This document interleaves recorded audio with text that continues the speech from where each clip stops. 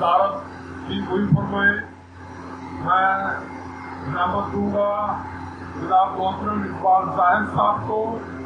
आप बावत से तशरीफ लाए, इस बार तशरीफ लाए। मोहतरम इकबाल जाहिद साहब बहुत सीनियर IHMA के साथी हैं और दरवेश आदमी है, सादा आदमी है, मुझ जैसे हैं, मुझसे बेहतर है। इंशाअल्लाह इसकी क़यादत हमारे लिए मशअल राह साबित होगी। हमें ये मुसलसल रहनुमाई फरमाते रहेंगे। मैं आज के मुअज़्ज़िज़ मेहमानों के तौर पर 3 मेहमानों के नाम का ऐलान करता हूँ। पढ़े रहेंगे अपनी अपनी जगह पर, लेकिन ये हमारे गेस्ट ऑफ ऑनर वैसे तो सभी मेहमान जो आए हुए हैं बाहर से, ये सब गेस्ट ऑफ ऑनर है। 3 का नाम मैं अनाउंस कर देता हूँ बेखसूस। इंशाअल्लाह हर दफा 3-3, 4-4 दोस्तों को हम गेस्ट ऑफ ऑनर के तौर पर अनाउंस किया करेंगे। सबसे पहला नाम जो मैं बतौर गेस्ट ऑफ ऑनर अनाउंस करना चाह रहा हूँ, मैं अपने डिवीजनल सदर साहब से इजाजत हासिल करूंगा। इजाजत है कि मैं अपनी मर्जी से कर दूँ। अजी मुझे इजाजत मिल गई है कि मैं अपनी मर्जी से 3 नाम अनाउंस कर दूँ। तो सबसे पहला नाम जनाब प्रोफेसर गनी खान साहब। गनी खान साहब बहुत बड़े स्कॉलर हैं, ये उस्तादों के उस्ताद हैं। बहुत सारे MBBS डॉक्टर्स, MPBS डॉक्टर्स इनके शागिर्द हैं।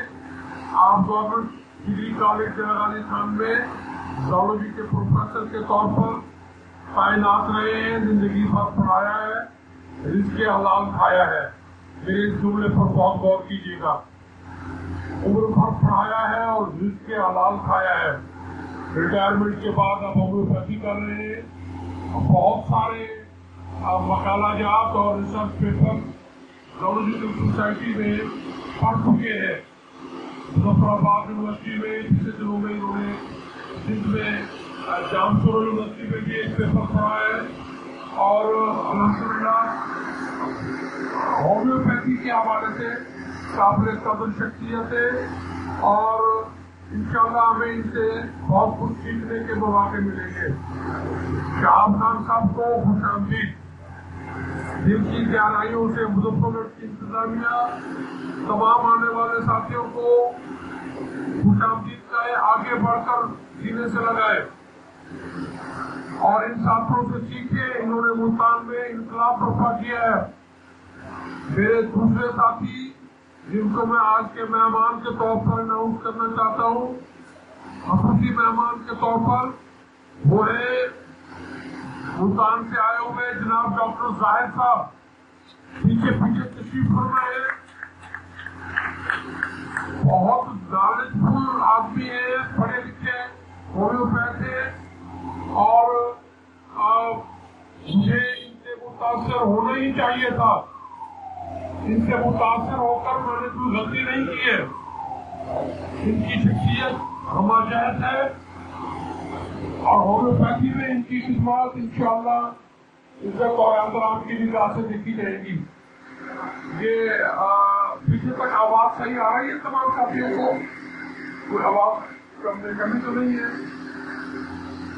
तीसरा नाम मैं मेहमानों के तौर पर जो अनाउंस करना चाहता हूँ वो जनाब काशिफ इमरान साहब का है। ये किसी तारुफ के मोहताज नहीं है, अनथक मेहनत करने वाले, होम्योपैथिक फिलॉसफी पर इंतहाई अमूर रखते हैं, बहुत मुशफ़्फ़क़ है, अपने साथियों के साथ बहुत शफ़क़त का बर्ताव करते हैं और हफ्ते में 3-3, 4-4 स्टडी सर्कल्स का एहतमाम ये इनकी अनथक मेहनत का नतीजा है। तमाम साथी जो शबो रोज मेहनत कर रहे हैं, आप यकीन कीजिए जो नए दोस्त मेरे मुजफ्फरनगर के यहाँ मौजूद हैं, ये सब साथी किसी जाति मफाद के लिए नहीं कर रहे, ये अल्लाह की रजा के लिए करते हैं। और हमारा मकसद होम्योपैथ और होम्योपैथी को इज्जत देना है। हम चाहते हैं कि होम्योपैथ माशरे में एक मौजूद और बाइज्जत मकाम हासिल कर सके। हमारे स्टडी सर्कल का मकसद अपने साथियों के इल्म से इस्तेफादा करना भी है और उनके इल्म को बढ़ाना भी है। मैं आज सुबह इकबाल ज़ाहिर साहब से बात कर रहा था कि जैसे अच्छी ग़िज़ा हम खाते हैं तो वो हमारे जिस्म को तवाना करती है और नफ्स और जिस्म का ताल्लुक मजबूत होता है। इसी तरह नाकिस ग़िज़ा अगर आप खाएंगे तो वो बीमार कर देगी और बीमार जिस्म और नफ्स का ताल्लुक कमजोर होगा। इसी तरह अच्छा इल्म, पॉजिटिव इल्म, वो हमेशा आपकी रूह को ताकत देगा और उससे रूह और नफ्स का ताल्लुक मजबूत होगा। जबकि शैतानी इल्म, बुरे इल्म, गुमराह करने वाले लोग, ये आपकी रूह को कमजोर करेंगे और रूह और नफ्स का ताल्लुक कमजोर से कमजोर का रोका जाएगा। हमें अच्छे इल्म की तरफ बढ़ना है। छोटी सी मिसाल पेश करता हूँ। अमूमन ये DHMS का इम्तिहान देने वाले तालिब इल्म, मेरे यहाँ कुछ बच्चे मौजूद हैं जो इम्तिहान से अभी अभी फारिग हुए हैं। जिस बच्चे को, जिसने पूरा साल पढ़ा हो और पूरा पेपर जिसको आता हो, क्या उसको नकल की जरूरत पड़ती है? उस्मान हैदर, आप बताओ, जिसने पूरा साल पढ़ा हो उसको चीटिंग की जरूरत पेश आती है? कभी नहीं आती, इसलिए कि वो दाढ़ी छूट होता है। और ऐसा आदमी ने पूरा साल जिस बच्चे ने न पढ़ा हो उसको पास होने के लिए बुराई का सहारा लेना पड़ता है। इल्म आपको बुराई से बचाता है और ऐसे लोग, होम्योपैथिक डॉक्टर्स की ऐसी तंजीमें और ग्रुप जो बुराई को फरोग दे रहे हैं, जो करप्शन में मुलव्विस हैं, जिनके खिलाफ काउंसिल में करप्शन के इल्जामात में केसेस मौजूद हैं, अदालतों में केसेस हैं, जमानतों पर मौजूद है और ओहदे संभाले हुए हैं। ये होम्योपैथ की क्या खिदमत कर रहे हैं, क्या खिदमत अब तक कर चुके हैं और आइंदा आने वाले दौर में ये होम्योपैथ को किस गड्ढे में धक्का देंगे, इसका तसव्वुर आप लोग और मैं, हम सब मिलकर कर सकते हैं। हमें ये गड्ढा न समझना चाहिए। जिस गड्ढे में ये हमें धक्का देना चाहते हैं, असल में ये जहन्नुम का गड्ढा है। क्यों ना हम सब मिलकर इन्हीं को उस गड्ढे में फेंक दें, जिस गड्ढे में ये हमें और होम्योपैथी को फेंकना चाहते हैं। हमें अपना हमने सिर्फ एक रास्ता अख्तियार किया है। आप सीनियर लोग बैठे हैं, बुजुर्ग बैठे हैं, मैं देख रहा हूँ, मुझे बड़े बड़े मुहद्दिस प्यारे नजर आ रहे हैं। आप लोग हमारी रहनुमाई करें, उनसे बेहतर रास्ता है हमें बताएं। हमने एक रास्ता अख्तियार किया है कि हम अपने साथियों के इल्म को बढ़ाएं। जब हमारे साथी इल्म हासिल कर चुके होंगे, उनका नॉलेज बेहतर होगा, तो अपने इल्म की बदौलत वो मुअज़्ज़ज़ होंगे और मुअज़्ज़ज़ आदमी कभी किसी करप्ट आदमी को अपने साथ नहीं रखने देता। यही इनकलाब लाने का रास्ता है। हो सकता है इस पर कुछ वक्त लग जाए, हो सकता है ये इनकलाब मैं अपनी जिंदगी में ना देख पाऊं, लेकिन मेरे बच्चे जरूर देखेंगे इंशाअल्लाह ताला।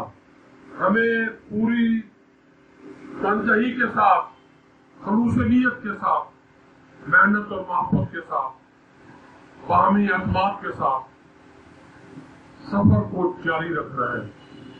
इसी सफर का आगाज IHMA मुजफ्फरगढ़ के स्टडी सर्कल के पहले फोरम से डॉक्टर जवेरिया खालिद करेगी। ये BHMS की तालबा है, ये मेरी बेटी है, मेरी बहू है। और ये बच्ची आपको हीट स्ट्रोक के हवाले से होम्योपैथिक रेमेडीज समेत हीट स्ट्रोक की इटियोलॉजी, उसकी प्रोग्नोसिस, उसकी डायग्नोसिस और पैथोलॉजी, ये सारी बातें बताएंगी। जहां कहीं कोई वजाहत तलब बात अगर आप समझेंगे रह गई है तो जरूर सवाल कीजिएगा, मैं आपके सवाल का जवाब देने की कोशिश करूंगा। अगर कहीं नालायकी मेरी आड़े आ गई तो गनी खान बैठा है इंशाअल्लाह ताला, तो हमें कोई फिक्र की बात नहीं है। इकबाल जायद साहब मेरे दाएं तरफ बैठे हैं, काशिफ इमरान मेरे सामने है, मुल्तान के टॉप प्रैक्टिशनर जनाब शाम खान साहब हमारे पास है, डॉक्टर जायद पीछे पीछे चेयर संभाली हुई है। आप देखते हैं ना, ये गाड़ी चलती है जब, तो एक आगे इंजन होता है, पीछे पीछे गार्ड होता है जो तमाम निजाम को कंट्रोल करता है। तो पिछली सीट पर जायद साहब बैठे हैं, आगे मेरे साथ मेरी बाएं तरफ जनाब काशिफ इमरान है, मेरे सामने गनी खान है और मेरे दाएं तरफ इकबाल जायद साहब है। इंशाअल्लाह ताला हम कहीं नहीं रुकेंगे, हम इस सफर को भी जारी रखेंगे और इंशाअल्लाह ये इल्मी सफर का आगाज होने को है।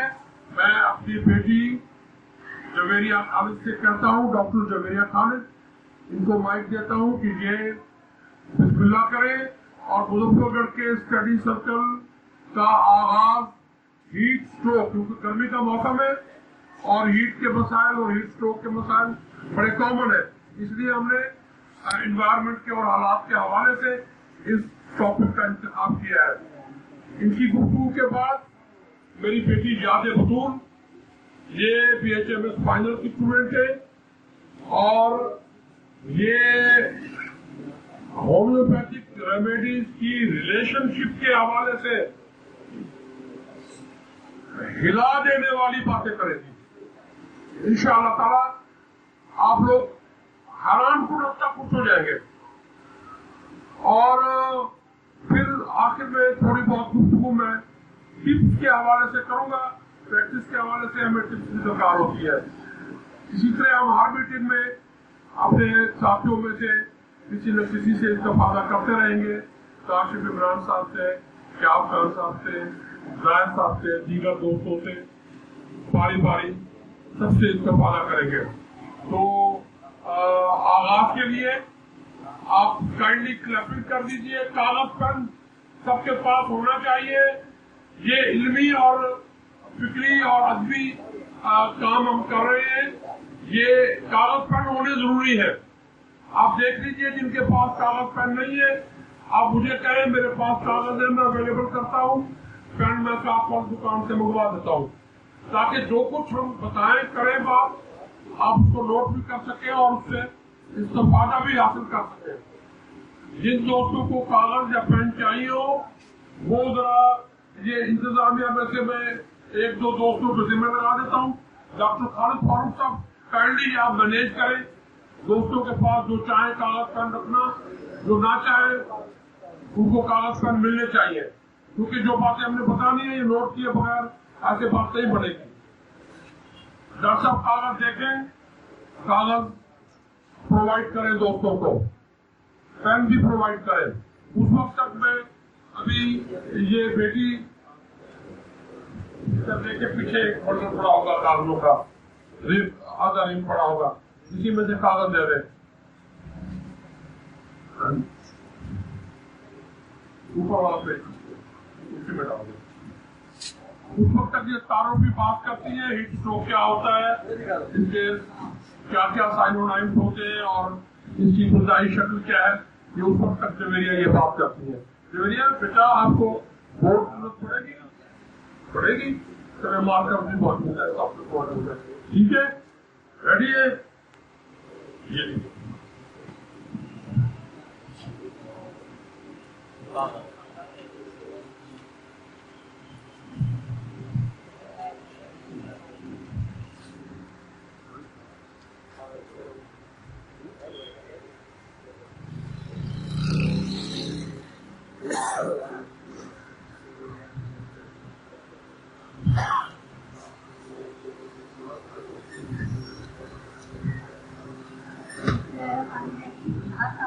आज मैं डिस्कस करूंगी हीट स्ट्रोक।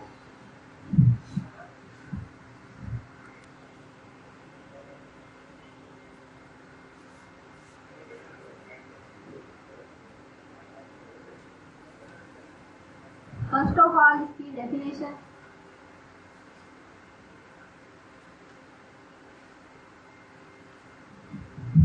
हीट स्ट्रोक हमारे पास एक डेंजरस हीट इमरजेंसी है जो कि हमारे पास या तो सन की वजह से होती है या फिर इन्वायरमेंटल टेम्परेचर जब हाई हो जाता है उसकी वजह से होती है, और इसी वजह से हमारे पास जो हाइपोथैलेमिक फंक्शन है वो भी डिप्रेस हो सकता है।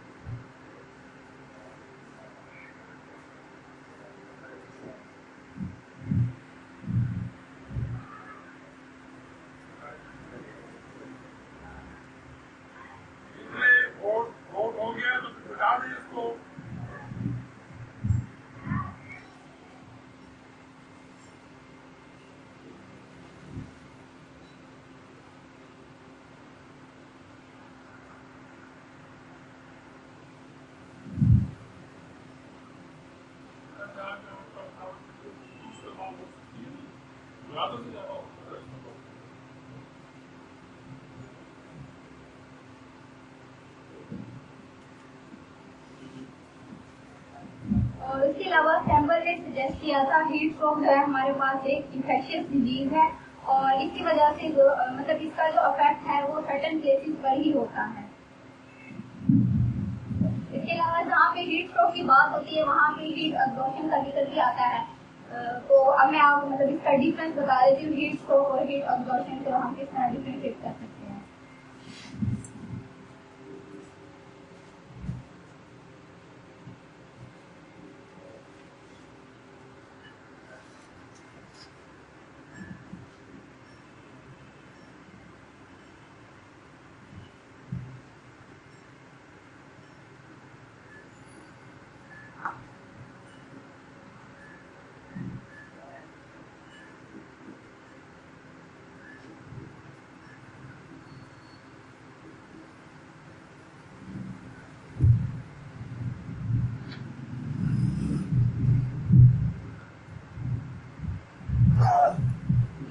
और हीट एग्जॉशन दोनों में हेडेक प्रेजेंट होता है, लेकिन जो हीट स्ट्रोक का हेडेक होता है वो स्केयर होता है और हीट एग्जॉशन की वजह से जो हेडेक होता है वो स्केयर भी हो सकता है और एक्यूट हो सकता है।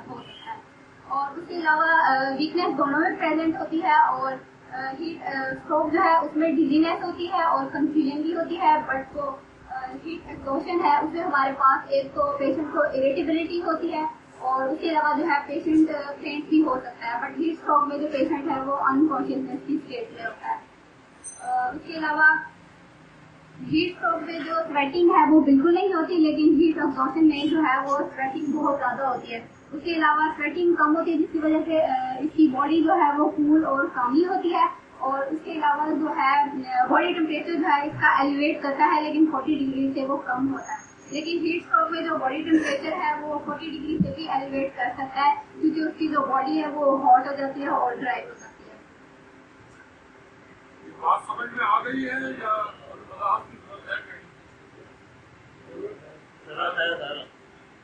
बता रही है कि हीट स्ट्रोक में टेम्परेचर एलिवेट का जब टेम्परेचर बढ़ जाता है और सूर्य का पसीना बहुत ज्यादा आता है।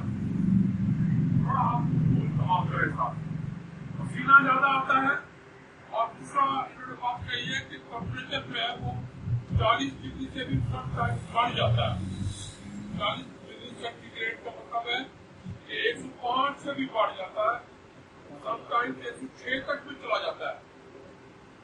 ये इसकी अपनी वजाहत हम ये कोशिश करेंगे कि आइंदा ये बता तमाम हो जाता है।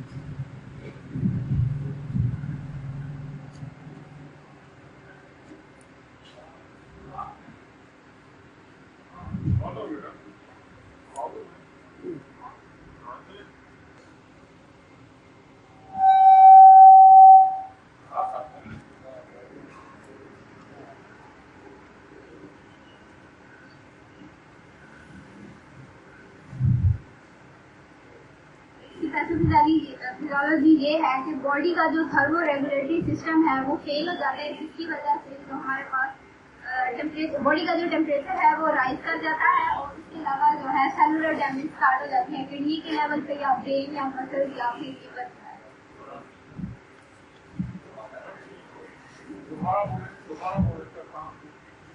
बॉडी का थर्मो रेगुलेटरी सिस्टम फेल हो जाता है, जिसकी वजह से बॉडी का टेम्परेचर राइज कर जाता है और उसके अलावा जो है सेलुलर डैमेज भी स्टार्ट हो जाती है।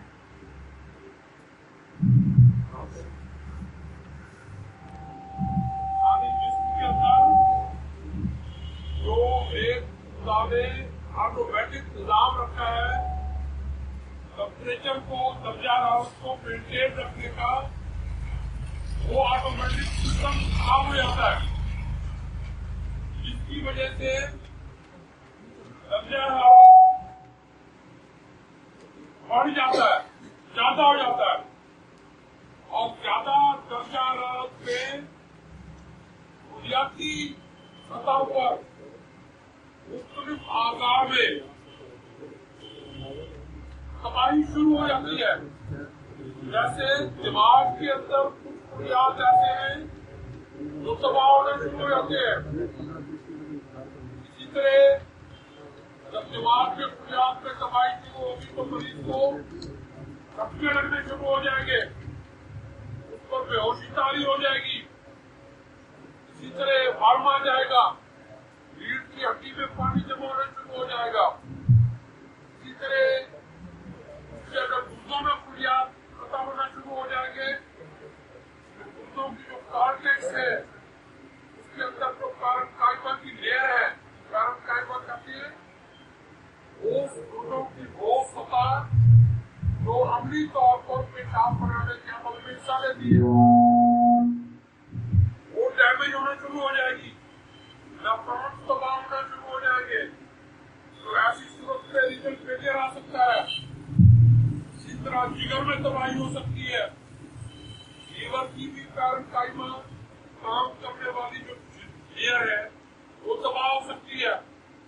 तो ये मुसलसल अगर तवील अर्से तक रहेगा तो उससे एक वसी डैमेज, नुकसान, तबाही आ सकती है। ठीक है, जी वजाहत की जरूरत तो नहीं। सरे साहब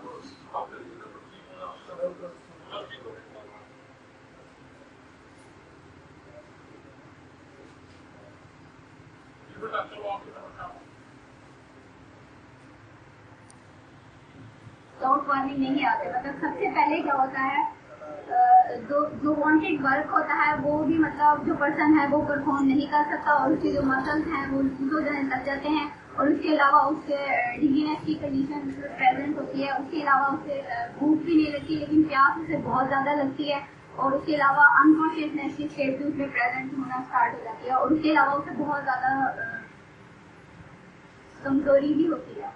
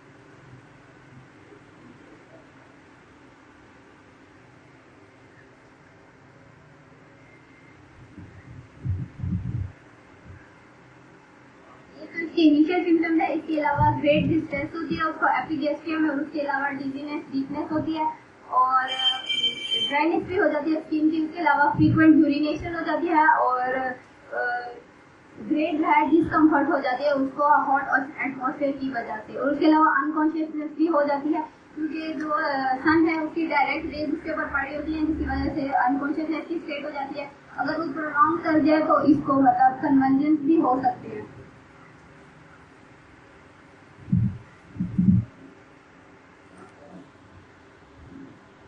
हमारे पास कोमा तक जा सकते हैं। अब सिंकोपी हमारे पास वो कंडीशन है मतलब जिसमें ब्लड प्रेशर जो है वो कम होने की वजह से जो उसके कॉन्शियस लेवल है वो मतलब फॉल करता है।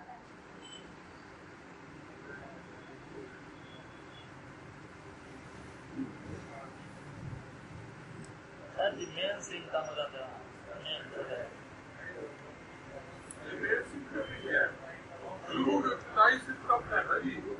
होता है पसीना आना, पसीने की वजह से डिहाइड्रेशन हो जाना, उसके बाद फीवर, फिर उस फीवर का हाई ग्रेड फीवर में कन्वर्ट हो जाना, फिर अगर उसके बाद ये डैमेज शुरू हो जाएगा तो फिर बेहोशी भी हो सकती है, दौरे भी पड़ सकते हैं, फिर इसकी सूरत भी पड़ सकती है।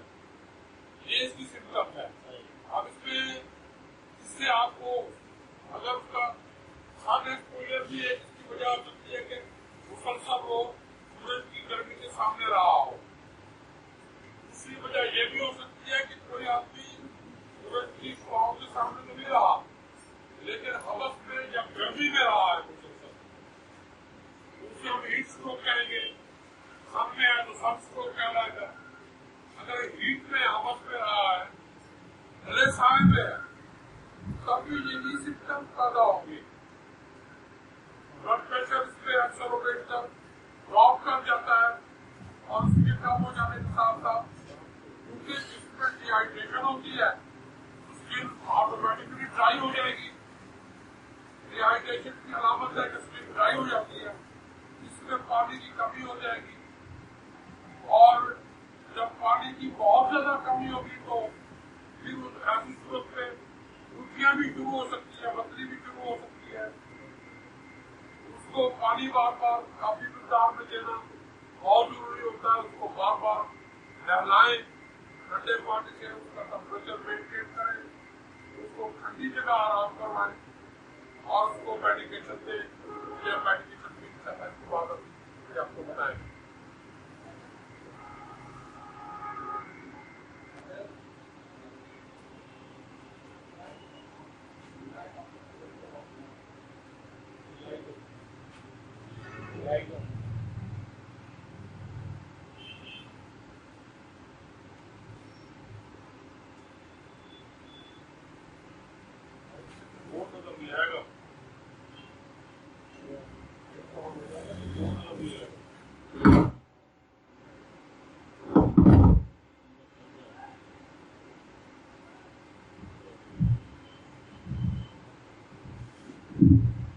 वो मैंने पहले बताया था वो इनिशियल सिम्टम्स है। उसके अलावा जो सिम्टमी है उसकी भी कंडीशन हो जाती है। अगर वो प्रोलॉन्ग करे तो पेशेंट जो है वो कोमा की स्टेट में भी चला जाता है और उसके अलावा पेशेंट को कन्वर्जेंस भी हो सकता है और उसके अलावा पैरालिसिस हो जाती है सिम्टम की, जिसकी वजह से जो इनवॉलंटरी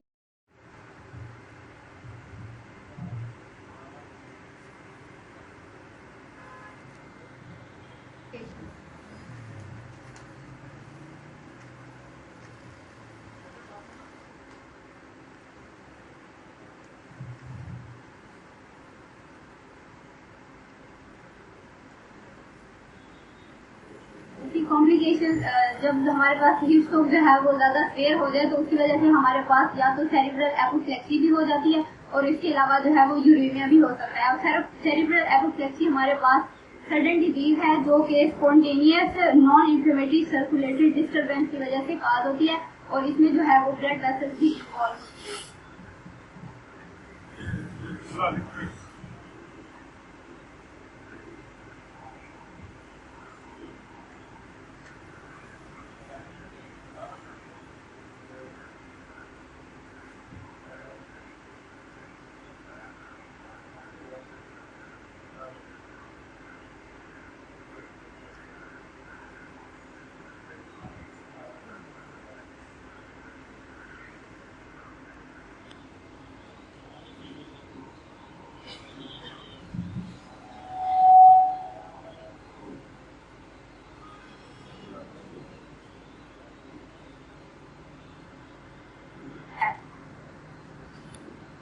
यूरिया हमारे पास होता है रेज लेवल यूरिया का जो लेवल है वो ब्लड में रेज हो जाता है। वैसे तो किडनी से हमारे पास यूरिया और जो नाइट्रोजनस बेस है वो एक्सक्रीट हो जाते हैं, लेकिन हीट स्ट्रोक की वजह से हमारे पास इनका लेवल भी रेज कर सकता है।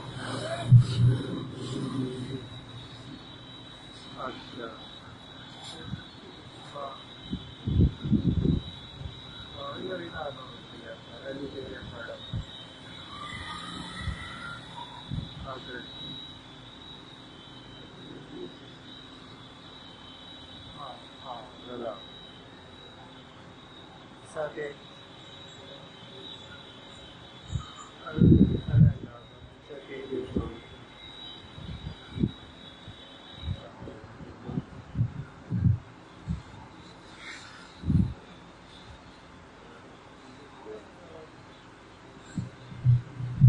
अलावा हमारे पास मैनिया की कंडीशन है, वो भी प्रेजेंट हो चुकी है। मैनिया मतलब पागलपन।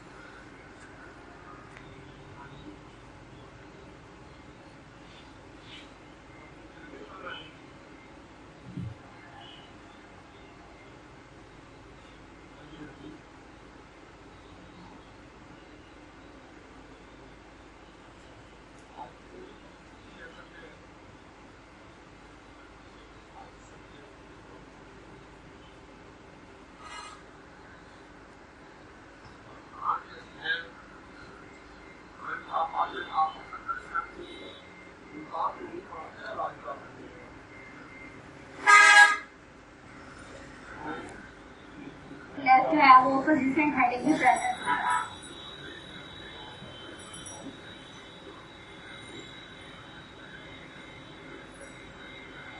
मतलब जब भी वो हीट बाहर निकलेगा तो उसको हेडेक स्टार्ट हो जाएगा, ये कंडीशन भी प्रेजेंट हो सकती है। उसके अलावा किडनी फेल का क्या हो सकता है, किडनी के ऊपर ये एक्यूट रीनल फेलियर काज कर सकता है। और उसके अलावा हेपेटिक मतलब लीवर पे जो है ये एक्यूट लीवर फेलियर भी काज कर सकता है।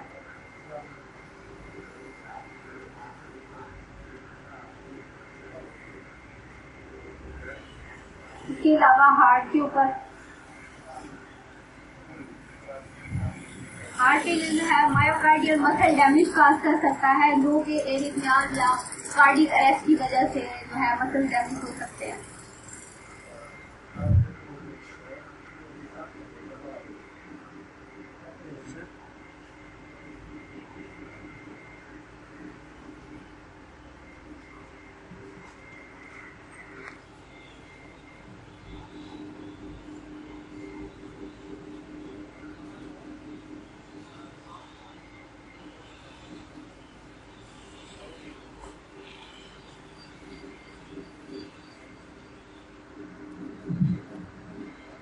लंग्स के ऊपर इसका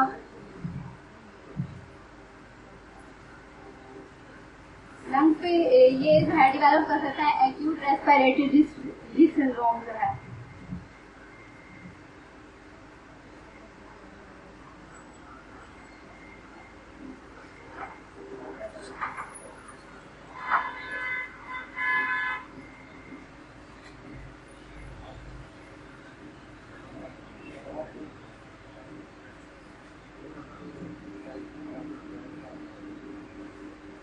इसके अलावा ये जो है ब्लीडिंग भी काज कर सकता है।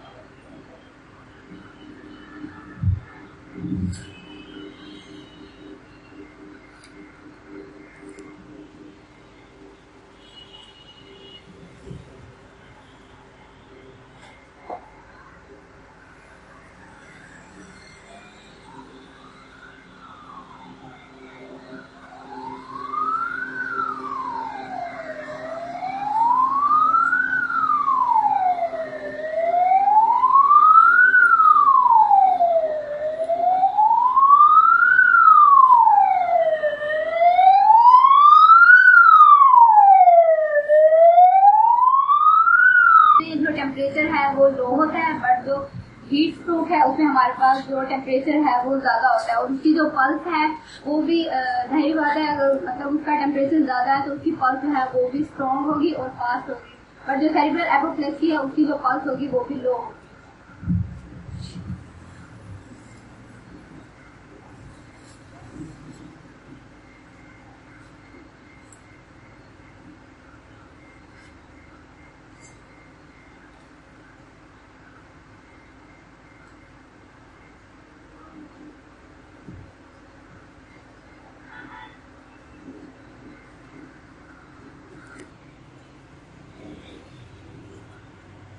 समटाइम हमारे हमारे पास मतलब अल्कोहलिज्म का जो पेशेंट होगा उसमें और जो हीट स्ट्रोक का पेशेंट होगा उसकी डायग्नोसिस में मतलब हमें डिफिकल्टी आ सकती है। और उसका डिफरेंस ये है, जो अल्कोहलिज्म वाला पेशेंट होगा उसका टेम्परेचर लो होगा, बट जो हीट स्ट्रोक का पेशेंट होगा उसका टेम्परेचर हाई होगा। और उसके अलावा जो अल्कोहलिज्म की वजह से जो सिम्टम्स है वो कुछ देर के बाद मतलब प्रोड्यूस होते हैं, बट जो हीट स्ट्रोक के सिम्टम्स होंगे वो हमारे पास जैसे ही उसकी अनकॉन्शियसनेस जब वो रिकवर होगी तो जो पर्सन है उसको सीवियर हेडेक स्टार्ट हो जाता है।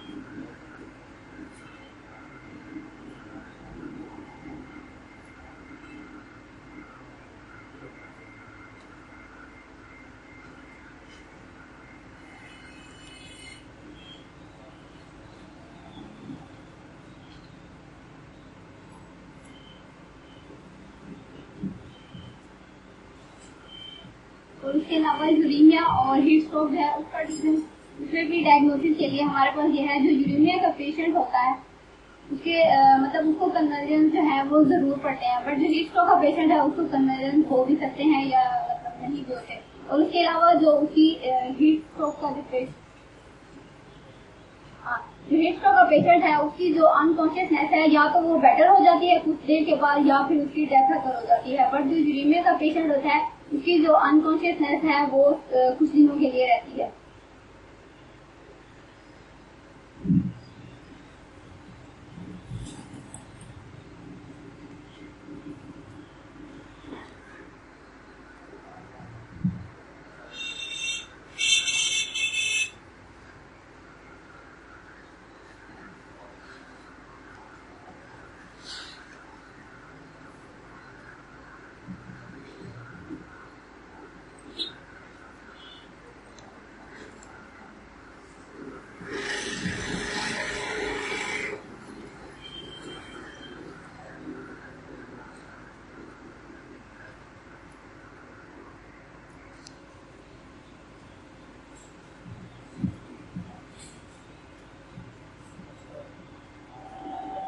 हीट स्ट्रोक है उसका प्रोग्नोसिस गुड होता है, बट अगर इसकी सिवियरिटी मतलब सिम्टम जो है वो ज्यादा क्लियर हो जाए तो मतलब डेथ की काज कर सकता है।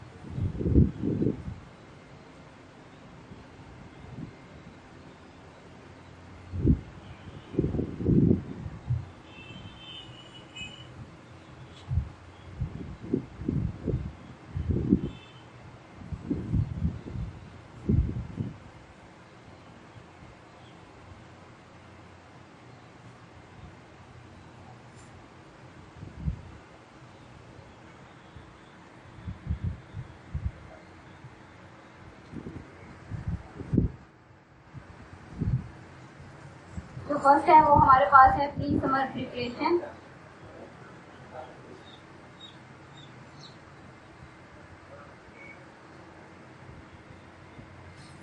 प्री समर प्रिपरेशन का मतलब है कि हमें अपने जो ट्रिगर्स हैं उनको इस्टेब्लिश कर लेना चाहिए।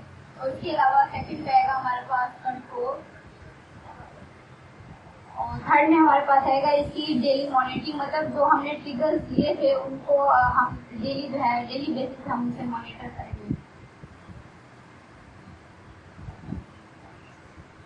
और फोर्थ नंबर पे हमारे पास है अर्ली वार्निंग सिस्टम।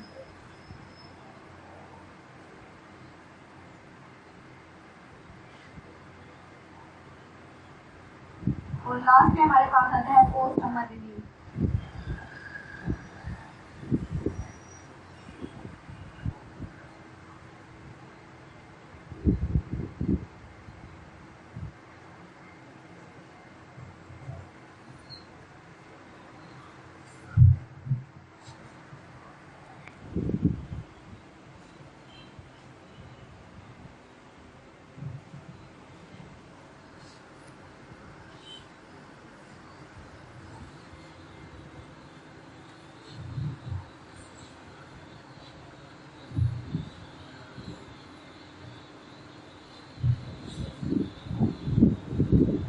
जैसे ही हमारे पास इनिशियल सिम्टम स्टार्ट होते हैं, जैसे कि मैंने बताया था हेडेक होता है, डिजीनेस होती है और उसके अलावा जो है फ्रीक्वेंट जो है उसको यूरिनेशन स्टार्ट हो जाती है। तो उस टाइम हमें पेशेंट को जो है फुल फेस पे ले जाना चाहिए और उसकी जो टाइट क्लोथ है उसको हमें लूज कर देना चाहिए और उसके अलावा या तो उसको मतलब शेड वाली जगह पे ले दें वहाँ पे छाया हो मतलब। और उसके अलावा जो अगर पेशेंट का टेम्परेचर जो है वो बहुत ज्यादा राइज कर गया तो प्लेंटीफुल मतलब बहुत ज्यादा जो वाटर है उसको अप्लाई करेंगे उसकी स्किन के ऊपर, जिस तरह ठंडी पट्टियां करते हैं हम लोग उस तरह, ताकि उसका टेम्परेचर जो है वो कम हो, या फिर हम लोग जो बर्फ है उसको कपड़े में डाल के उससे बीमार भी कर।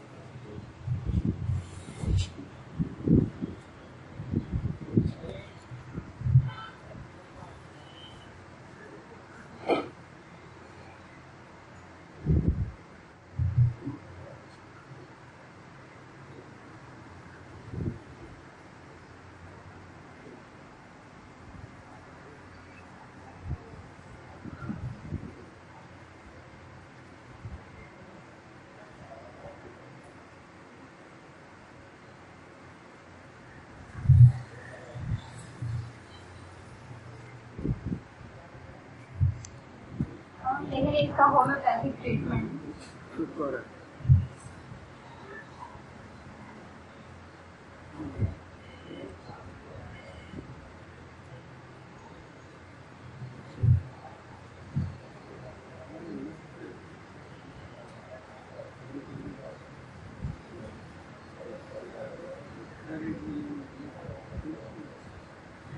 जब भी हीट स्ट्रोक की बात होती है तो होम्योपैथिक मेडिसिन से में सबसे पहले हमारे पास जो है वो ग्लूटाइन की दे जाती है। ग्लूटाइन हमारे पास बहुत ही एफिशिएंट रेमेडी है और इसके जो तमाम सिम्टम्स है हीट स्ट्रोक के वो ग्लूटाइन में प्रेजेंट होते हैं। मतलब कि वॉलेंट हेडेक होता है, उसको डिजीनेस की कंडीशन होती है, उसके अलावा पेशेंट जो है बॉडी जो है वो हॉट होती है, फ्लक्स होती है और उसके अलावा इतना मतलब अनकॉन्शियसनेस की स्टेट हो जाती है, पेशेंट अपनी गली भी भूल जाता है घर की और अपना घर की जो है वो भूल जाता है कि कहाँ पर है। और इसके अलावा हमारे पास ये एक ही होम्योपैथी में एक ही मेडिसिन है जो मतलब इतनी फास्टली वेगोमोटर सेंटर्स जो है उनको मतलब क्विकली स्टिमुलेट करती है।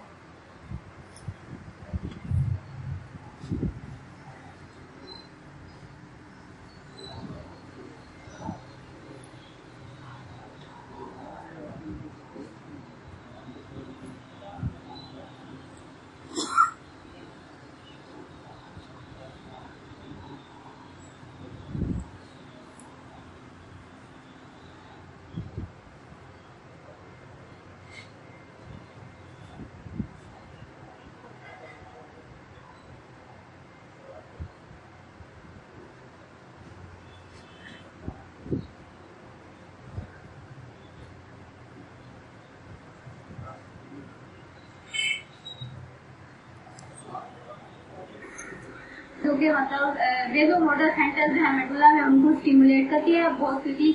और जो भी हीट स्ट्रोक के सिम्टम्स है वो सब जो है वो ग्लूटाइन से ही मीट करते हैं। मतलब जो हीट स्ट्रोक के सिम्टम है वो सब ग्लूटाइन में प्रेजेंट है, जैसा कि वीकनेस होती है, डिजीनेस प्रेजेंट है, उसके अलावा वॉलेंट हेडेक है, वर्टाइगो भी है और उसके अलावा इतनी अनकॉन्शियसनेस की स्टेट होती है पेशेंट में कि वो अपनी गली भी भूल जाता है कि इवन अपना घर भी भूल जाता है। और उसके अलावा उसकी जो आईज है वो रेड हो जाती है, मतलब उसका जो कंजक्टिवा है वो रेड हो जाता है और उसके अलावा उसकी आईज जो है वो फिक्स हो जाती है और थिंकिंग और अनकॉन्शियसनेस होती है। इसके पिकुलर समय वो जानते हैं, इसके पिकुलर सिम्टम्स हैं, हेडेक में भी है और इसमें भी है, इसी ग्लूटाइन की टोटलिटी में नहीं हीट स्ट्रोक में ही है। नहीं, वो उसमें टोटलिटी है। जैसे हेडेक होता है उसमें फीलिंग है एज होता है वेव्स की तरह, सेरेब्रल में जो वेव चल रही है ऐसे होता है एजुकेशन। और दूसरी इसकी पर्टिकुलर होती है throbbing, all channel of pulse are throb. No no no no no, blue nine में तमाम के तमाम चैनल जो पल्स चैनल है आपके वो थ्रोब करते हैं, और ये इसकी पिक्यूलर है। और हार्ट कंजेशन हो जाती है, जैसे हैवीनेस होता है, पॉकेट खाली करता है पेशेंट कि मेरे पीछे बोझ है, ये हार्ट कंजेशन है। और उसके अलावा हेडेक में खासकर ब्रेन कंजेशन हो जाती है। और इसकी पहचान ऐसी है कि ये थ्रोबिंग जो कैरोटिड आर्टरीज हैं इनकी थ्रोब सामने वही विजुअल होती है, देखी जा सकती है। नहीं सर, ये ब्लू नाइन में आता है। बेनोडोनल में पल्सेटिंग होती है, नॉट थ्रोबिंग होती है। यस, उसके बाद आप क्या जाएगा आप देखिए उसके बाद बता दिया इनको काफी।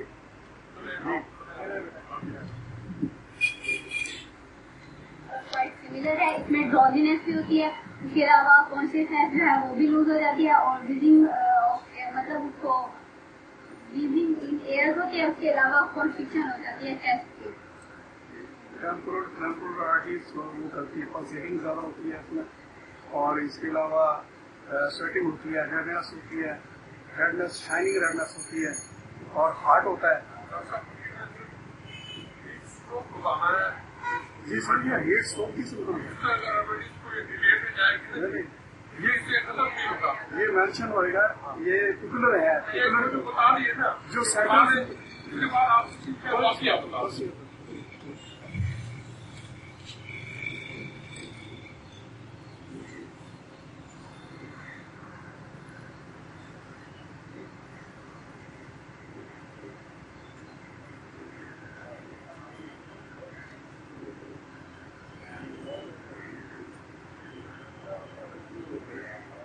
हम सब देते हैं जब हीट स्ट्रोक की वजह से जो है मतलब पैरालाइसिस इफेक्ट जो है वो ऐसा रहेगा हमारे पास।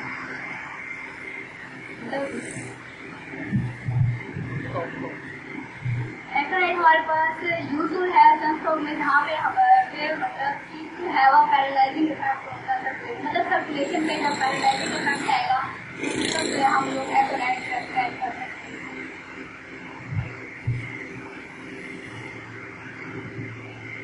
उसके अलावा लेक्सिस जो है वो हम लोग दे सकते हैं जब हीट स्ट्रोक की वजह से टॉर्जिनेस की कंडीशन होगी, डीजी होगा पेशेंट जो है, या फिर वो फेंट हो जाएगा और उसकी वजह से जो है वो पेशेंट जो है वो मतलब बहुत ज्यादा थक जाएगा।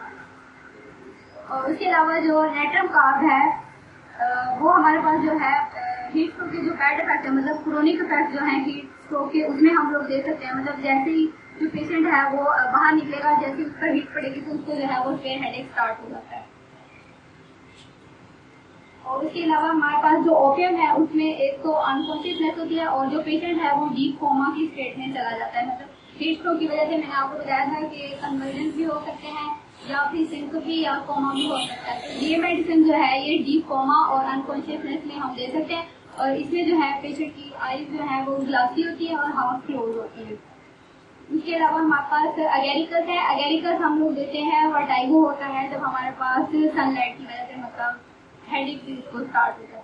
इसके अलावा हमारे पास एनाकार्डियम जो है वो जब पेशेंट जो है वो उसकी मेमोरी लॉस हो जाती है, मतलब कि वो भूल जाता है सब कुछ। और उसके अलावा हम लोग जो है जैसे ही पर्सन जो है वो एक्सपोज होगा सन में, तो उसके लिए हम लोग ब्रेटा कार्ब और लेक्सिस और उसके अलावा नेट्रम कार्ब भी दे सकते हैं, और उसके अलावा सेट्रामोनियम भी।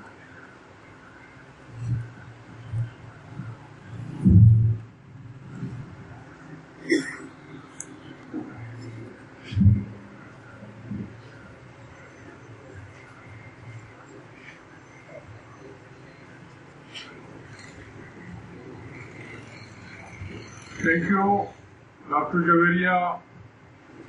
ये बच्ची BHMS में 4th ईयर की स्टूडेंट है और अपने इस हवाले के साथ मैं समझता हूँ कि जो उसने बताया है वो बहुत काफी है। स्कॉलर का मुकाबला तो नहीं कर सकती। कोई बात अगर रह गई है तो मैं डॉक्टर साहब को दावा देता हूँ कि वो अधूरी बात को कंप्लीट कर दें। डॉक्टर साहब प्लीज। जनाब डॉक्टर सदीक साहब, ये भावलपुर से आए हुए हमारे मेहमान।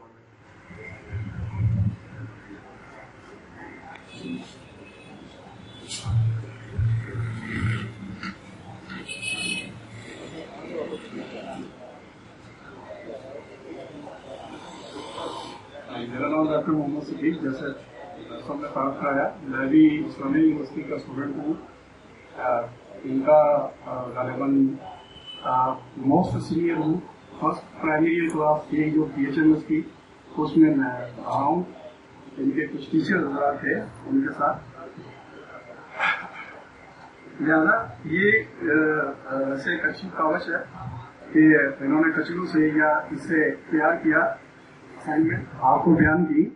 दरअसल आपको चाहिए ज्यादातर जैसे प्रोग्नोसिस ये चीजें चल रही हैं, ये आपको पहले आनी चाहिए। अब आप प्रैक्टिकल लाइफ में हैं, आपको वो चीज चाहिए जो ट्रीटमेंट है टोटलिटी बेस्ड पे। आप पहचानते जाएं कि ये ग्लूनाइन का पेशेंट है, ये अनकॉशियस में आया है, एमोनाइटेट का पेशेंट है, ठीक है। और इसी तरीके से लेक्सिस सम विजुअल साइन होते हैं, कॉन्स्टिट्यूशन होता है, उस चीज को पहचानते जाएंगे और हीट स्ट्रोक का ट्रीटमेंट करते जाएंगे। उनको जानता हूँ जो दवा का नुस्खा तो दुरुस्त तजवीज कर लेते हैं, लेकिन महज रिलेशनशिप का ख्याल न रखने के बायस उसका मरीज कामयाब नहीं होता और वो अपने नताइज तक नहीं पहुँच पाते। दूसरा, नवीसी के फन में रिलेशनशिप का ख्याल रखना एक इंतहाई अहम जुर्म है। इस बाबत मुख्तलिफ अकाबरीन की मुख्तलिफ आरा है, मुख्तलिफ अंदाज से उन्होंने रिलेशनशिप को समझाने की कोशिश की है। उसमें से कुछ नजरियात जो हमें अवेलेबल हो सके, कुछ दस्तियाब हो सके, वो डॉक्टर यादव बतूर आपसे शेयर करेगी। ये फाइनल ईयर की PHM की स्टूडेंट है। मेरे साल से इंशाल्लाह ये बाकायदा इसी क्लिनिक को चलाना शुरू कर देगी और मुझे बहुत सारी इससे तवक्कुआत है। मेरी बड़ी बड़ी बेटी है, तो मैं समझता हूँ कि मेरे पास कभी अर्से तक लोग मुझे बेटी की वजह से भी याद रखेंगे। अगर मैं ये कहूँ कि ये मेरा बेहतर लेबुल बदल है और मेरी बेहतर जानशीन है, तो ये गलत नहीं होगा। डॉक्टर यादव बतूर relationship of the homoeopathy clinic.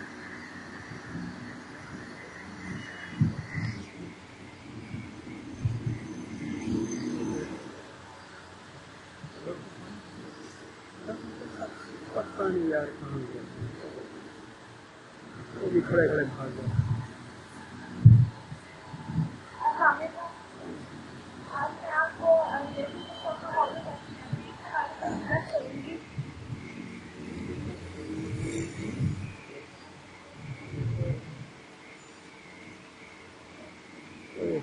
Mic on करके गए, माइक ठीक से ऑन नहीं हो रहा।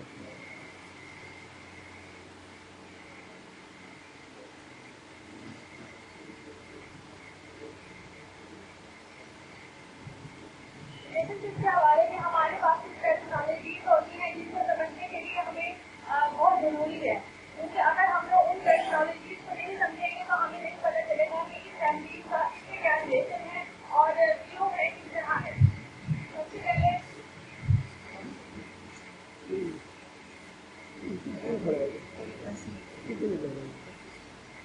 वो खालिद को साल करो कहाँ है, खालिद फारूक को साल करो कहाँ है।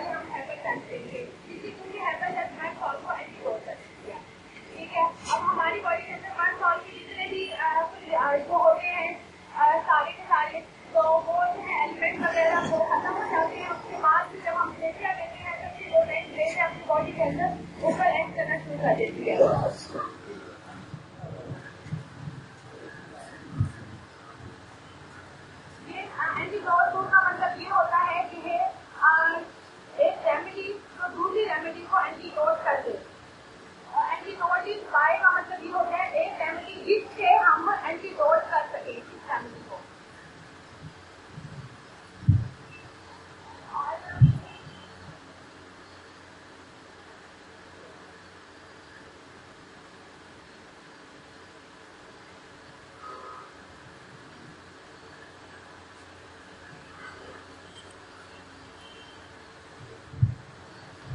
अभी हम 249 में हमने हनीमन ने ये बताया है एंटीडोट के बारे में कि जब कभी पेशेंट के अंदर कोई रेमेडी एक्टिवेट कर गई है, उसने रेमेडी ने जो है सिम्टम बढ़ा के उसके अंदर एक्टिवेशन करती है, तो तब उस सूरत में हम लोग उस रेमेडी को न्यूट्रलाइज करने के लिए एक एंटीडोट रेमेडी इस्तेमाल करते हैं। एंटीडोट रेमेडी इस्तेमाल करके भी हम दूसरी रेमेडी स्टार्ट करते हैं। इस सूरत में भी होता है। और दूसरी सूरत उसकी एंटीडोट करने की ये होती है कि हमने अगर एक रेमेडी इस्तेमाल की है और उसके बाद उस रेमेडी के बाद हमने उसका इनिमिकल इस्तेमाल करना है, तो अब हम दरमियान में एंटीडोट जरूर यूज करेंगे। जैसे हम मर्सॉल के बाद लेसिया अगर हमें यूज करनी है तो वो उसका इनिमिकल है, इसलिए हम मर्सॉल लेसिया देने से पहले हेपाटाइटिस इस्तेमाल करेंगे।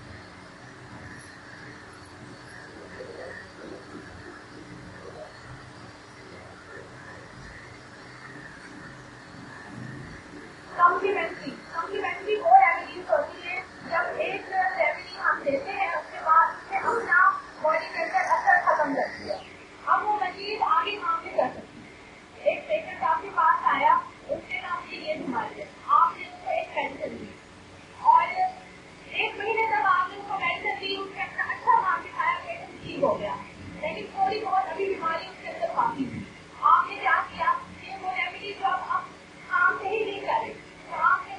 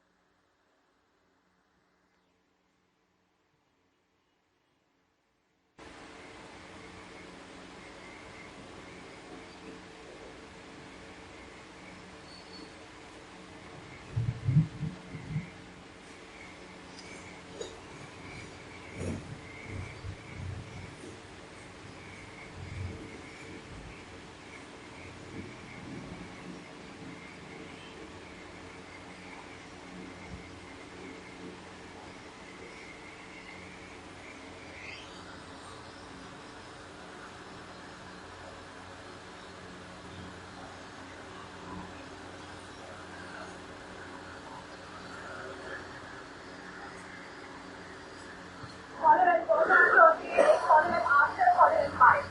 फॉलोवेल आफ्टर में क्या होता है, जिसका इलेक्ट्रा और लेटर ग्रोथ, इलेक्ट्रा के बाद अगर हम चाहते हैं later growth, Electra later growth, Electra के बाद अगर हम लेटर ग्रोथ लेते हैं, फॉलोवेल आफ्टर है इलेक्ट्रा।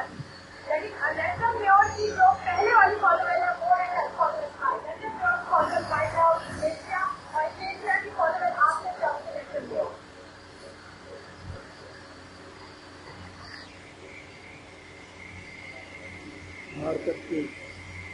मार्कर चेंज करना।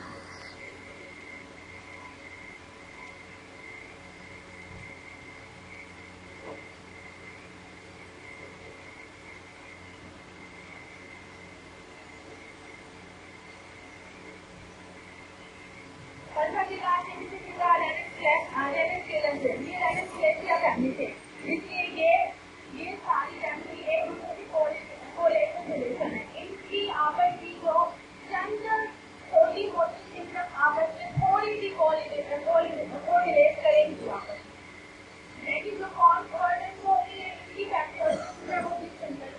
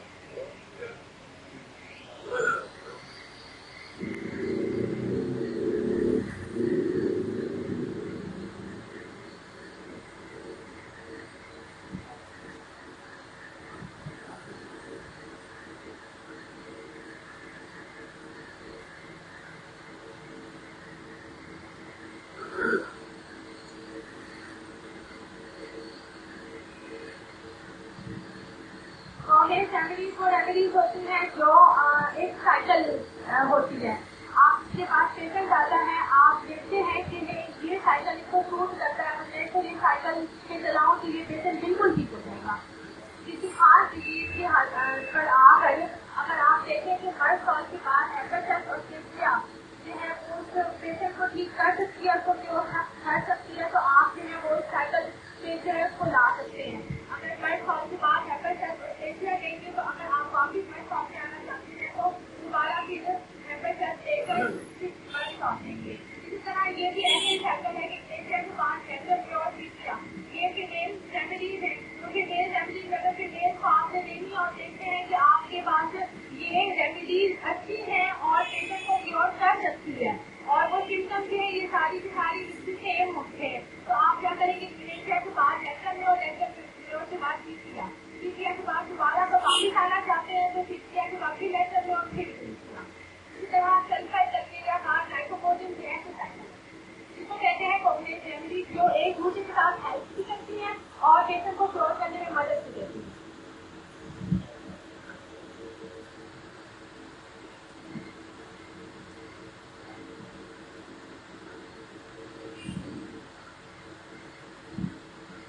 तो हमारे पास बहुत सारी ऐसी बुक्स हैं जिसके अंदर रिलेशनशिप चार्ट मौजूद हैं और बहुत सारे हैं जिन लोगों ने जो है ये बुक बनाई और रिलेशनशिप चार्ट अपने हवाले से अपने व्यूज देकर उसको लिखा है।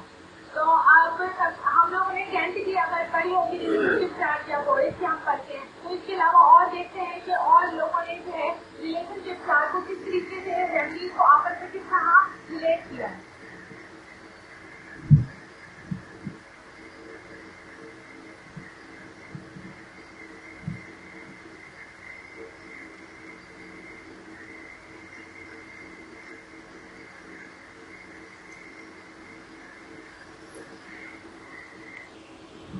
रिलेशनशिप चार्ट जो है वो अगर बनाई है तो उससे जो है इस हवाले से ये किया है।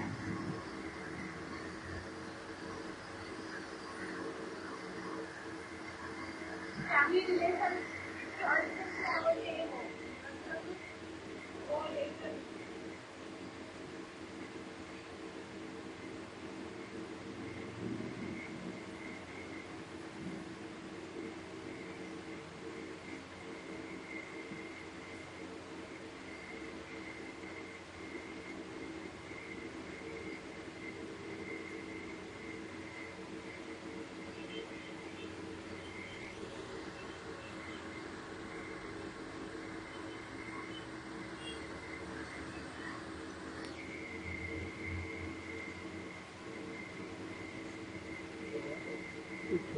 जरूरत है जरूर चाहिए।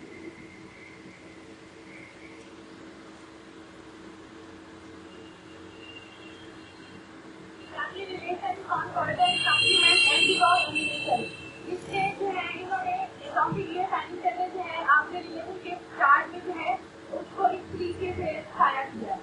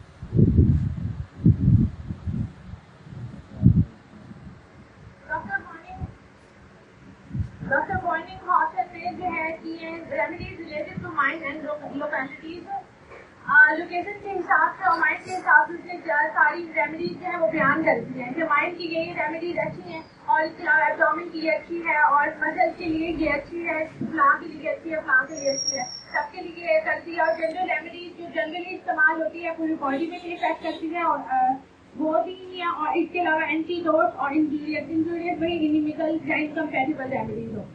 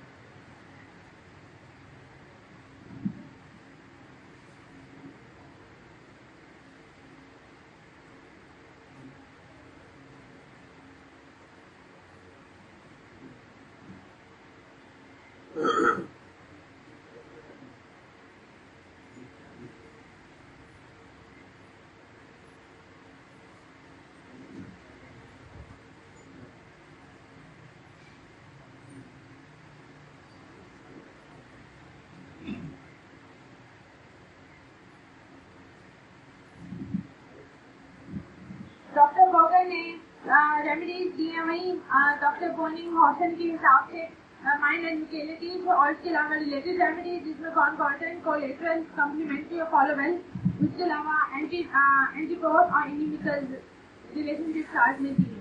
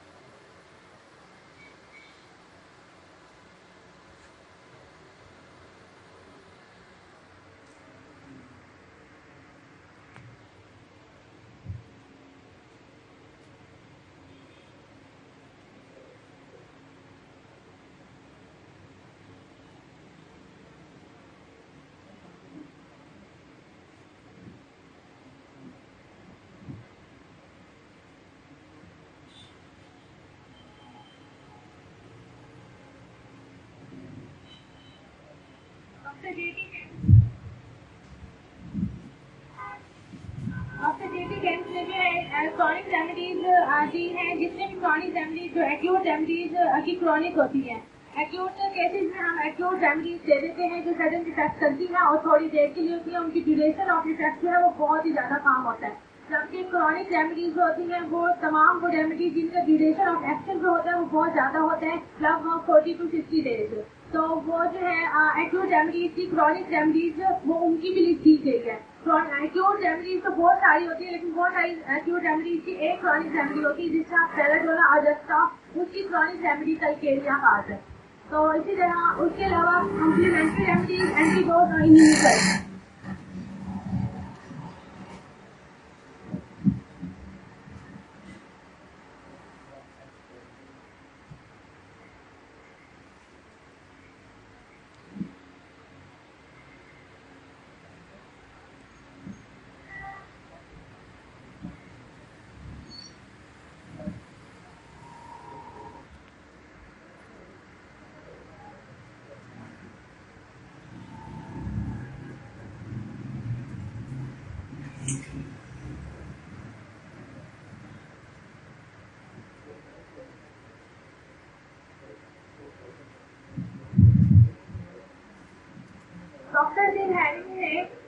complementary to follows then after follows when by antidote to inimical और कोलेटरल रिलेशन के हवाले से रिलेशनशिप चार्ट में जो है उसने इस तरह रेमडीज बयान किए।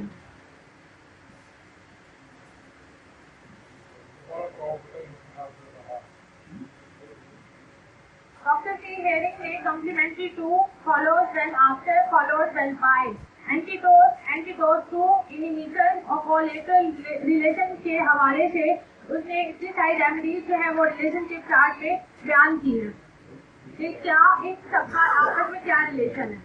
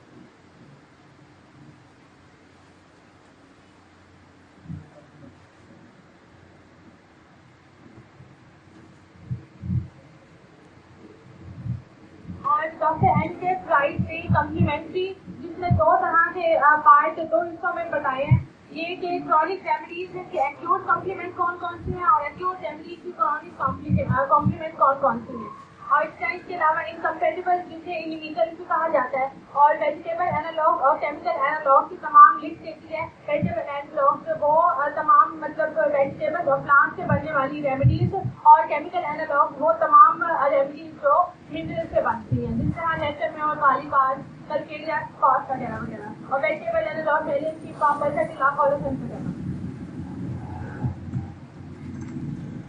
फैमिली दैट कॉलोवेल इनिमिकल और एंटीडोट रिलेशनशिप चार्ट में है वो लिखी है लेकिन इसके अलावा जो है बाकी सबकी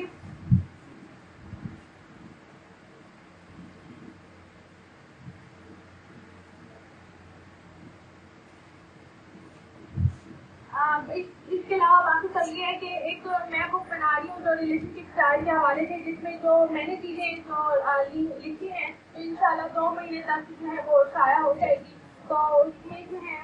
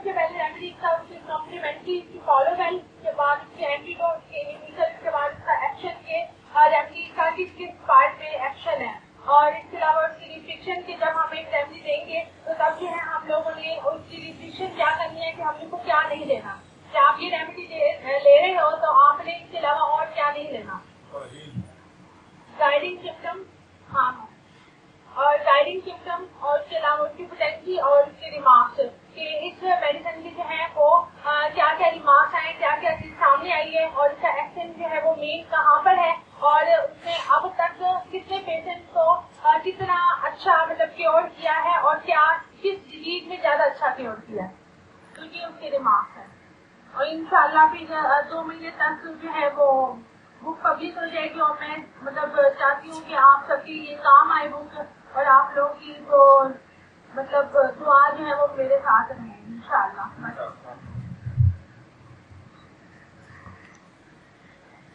थैंक यू, बहुत शुक्रिया। डॉक्टर यादव बतूल आपको रिलेशनशिप के हवाले से बता रही थी। ये किताब इस हवाले से लिख रही है जिसमें तकरीबन 300 रेमेडीज को उन्होंने लिया है और उन 300 रेमेडीज का ओरिजिन क्या है, कैसे बनती है, उनके टीचर्स किस तरह तैयार किए जाते हैं, किस किस पोटेंसी में ज्यादा मुस्तामिल है, उनके एंटीडोट्स क्या है, उनके फॉलोमेंट क्या है, कम्प्लीमेंट्री क्या है, एनिमिकल्स क्या है और उन दवाओं के इस्तेमाल के साथ क्या क्या डाइटरी प्रिकॉशंस होनी चाहिए और ये क्या क्या होना चाहिए और उसके अब तक के इतने नताइज जो है वो हमारे पास रिकॉर्ड नहीं है। तो इस किस्म की मालूमात को एक एक रेमेडी के लिए जमा किया है।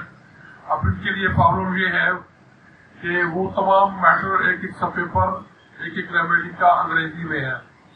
मैंने इनको एडवाइस किया है कि इसको आप एक सफा अंग्रेजी का हो, एक सफा उर्दू का हो, तो ट्रांसलेट भी करें जो अंग्रेजी को नहीं समझ सकते ताकि वो भी इस्तेमाल कर सकें।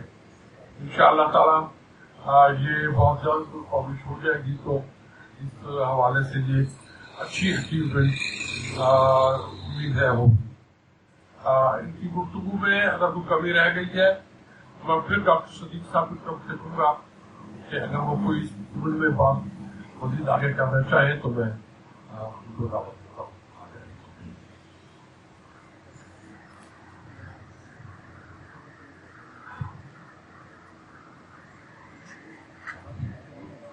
अप्रिशिएट करता हूँ। ये असाइनमेंट बहुत अच्छे थे, चार्ट वाइज जैसे डॉक्टर ने राइट किया चार्ट उन्होंने ध्यान कर दी है।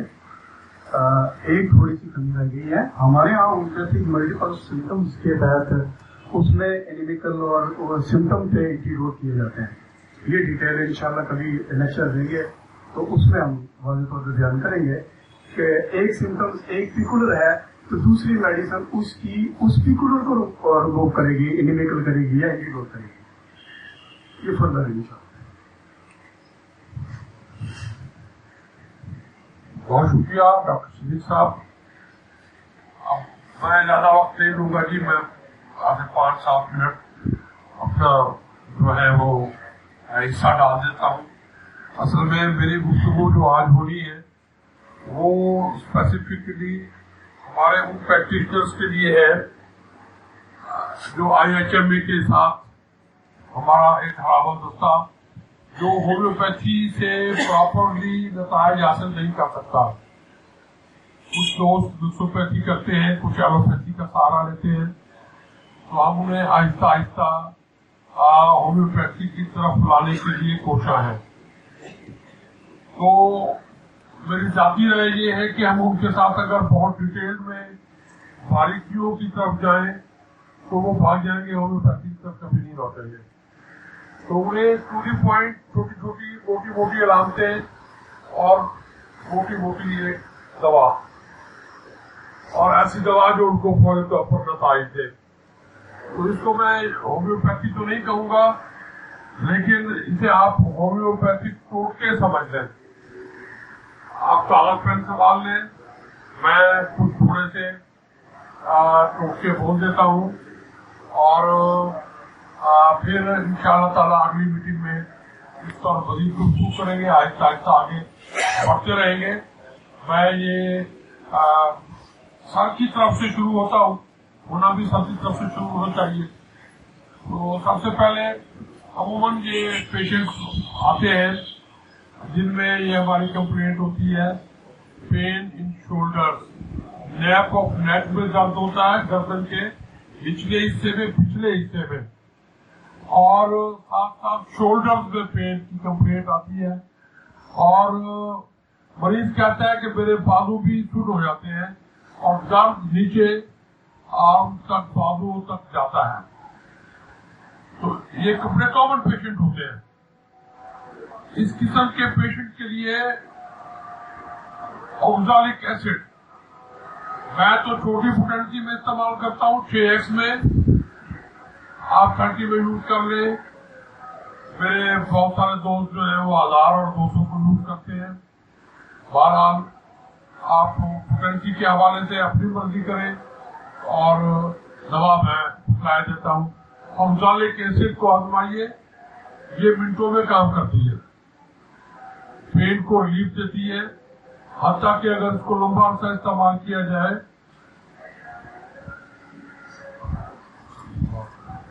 ना ढोले की बात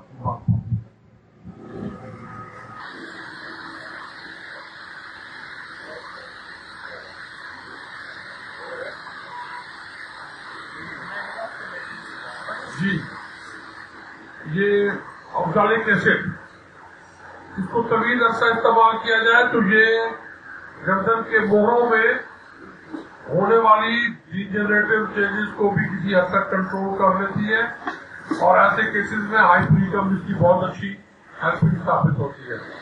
हाइपरिकम, ठीक है जी।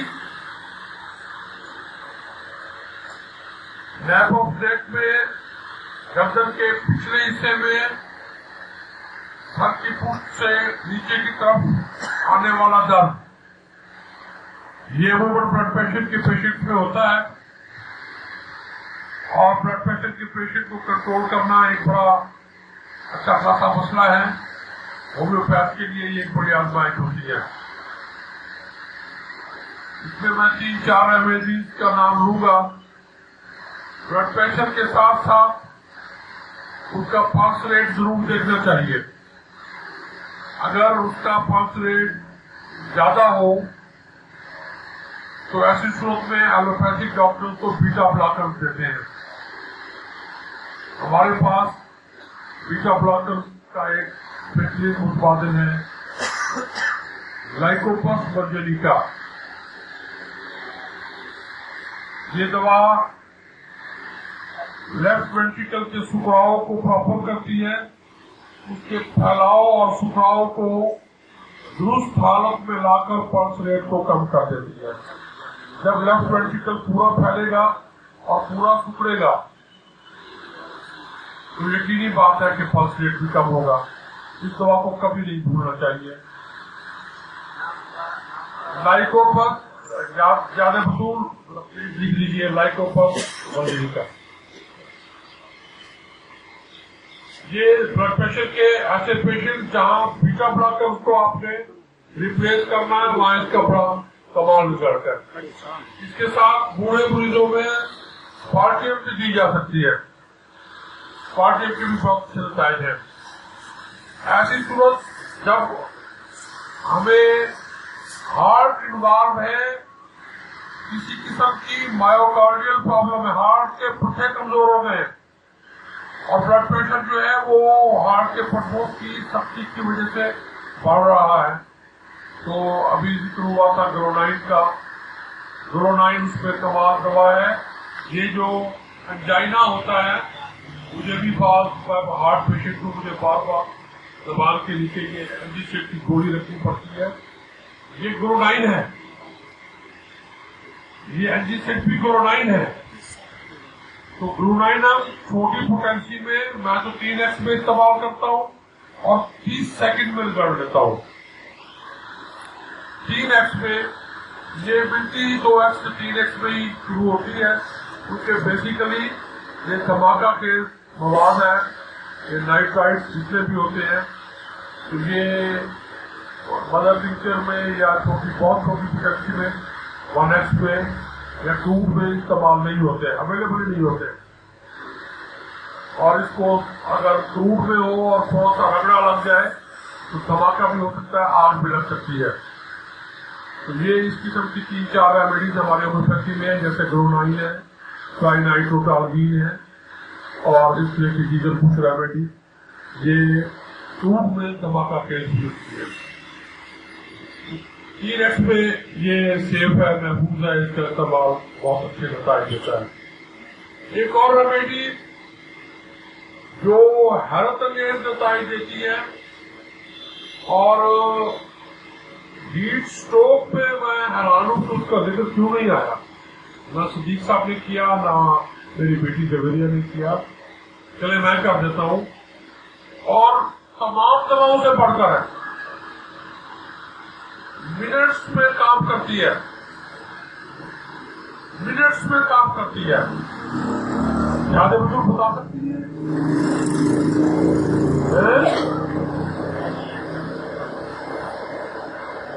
बच्चियां अमाइड नाइट्रेट कह रही है, लेकिन अमाइड नाइट्रेट भी बहुत अच्छी रेमेडी है। और दवा का नाम है रोवल्फिया सरपेंटिना। मदर टिंचर में इस्तेमाल कीजिए रोवल्फिया सरपेंटिना। ये फसलें काटने वाले मरीजों में हीट स्ट्रोक हो जाए, धूप लगने से मरीज को उठाकर ले आते हैं नींद बेहोश हालत में, 10 कतरे मदर टिंचर के मुंह में टपकाइए, उसके ऊपर से 1 चम्मच पानी कलमा पड़कर उठ के बैठ जाएगा। 30 सेकंड में रिजल्ट मिले से। रोवल्फिया सरपेंटिना हैरत अंगेज देता है दवा। और ये देसी दवा भी इस्तेमाल होती है, इसे छोटी चंदन कहते हैं, असोल भी कहते हैं। ब्लड प्रेशर के लिए हकीम अजमल खान मरहूम इसका बहुत वसी इस्तेमाल किया करते थे और उनका इस पर उनका एक थीसिस भी है असोल पर।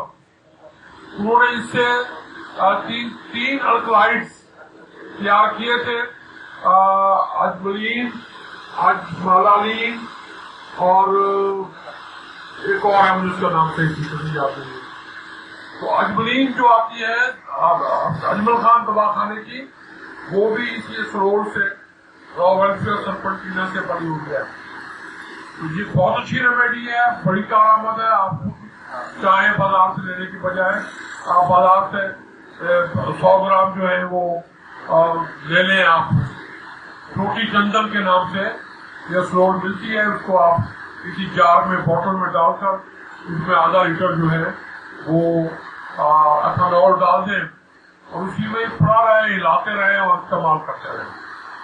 15-20 दिन में वो कलरफुल हो जाता है, उसका कड़वी होती है, थोड़ी सी टेस्ट में फिकर होती है। अमाइड नाइट्रेट बिलखसूस उन मरीजों में जिनमें ब्लड प्रेशर की खराबी हाजमे की खराबी से मुंसलिक हो। खाना खाया, पेट में गैस हुई, अफारा हो गया, ब्लड प्रेशर राइज हो गया, साथ अंजाइना भी हो गया, अगर हार्ट पेशेंट है तो ऐसे मरीज में अमाइड नाइट्रेट को कभी नहीं भूलना चाहिए। ये सेकंड में रिलीफ देने वाली दवा है।